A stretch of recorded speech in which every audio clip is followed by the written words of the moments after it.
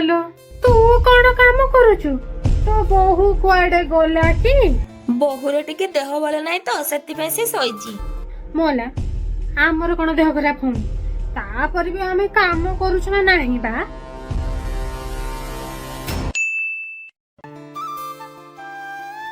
ଆଜି ତମର କି ତରକାରୀ ହେଇଥିଲା କି?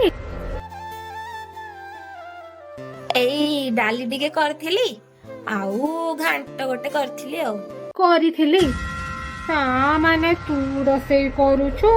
କାଇଁ ତ ବୋହୁକୁ ରୋଷେଇ ଆସିନି ନା କଣ ମ? ନାଇଁ ଅପା, ଆଜି ପରିବା କାଟୁ କାଟୁ ତା ଆଙ୍ଗୁଳି ଟିକେ କଟିଗଲା ତ ସେଇଥିପାଇଁ ରୋଷେଇ ସବୁ ମୁଁ କରିଛି।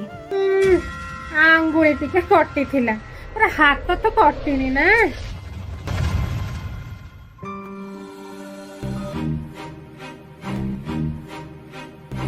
ଆଚ୍ଛା, ଅସଲ ଚାବି ତାହେଲେ ଏଇଠି ଅଛି ନା? ଏଇ ମନ୍ଥରା ବୁଢୀ ସବୁ ଶିଖଉଛି ମୋ ଶାଶୁଙ୍କୁ। ସେଇଥିପାଇଁ ବୋଉ କିଛି ଦିନ ହେଲାଣି ମୋ ଉପରେ ଚିଡଚିଡ ଡାକୁଛନ୍ତି। ୟାକୁ ଆଜି ପାନେ ଦେବି।